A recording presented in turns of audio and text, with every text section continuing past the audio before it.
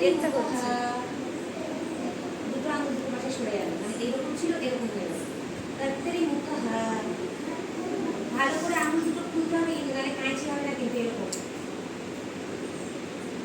ময়ূর পাঁচটা হয়েছে দেখো, পতাকা, अर्ध पताका, सॉरी पताका, त्रिपताका, अर्ध पताका, कर्तरी मुखः, मयूर, ব্যাস এই পাঁচটা। পরের দিন কিন্তু দেখবো হ্যাঁ কে কিরকম করেছে।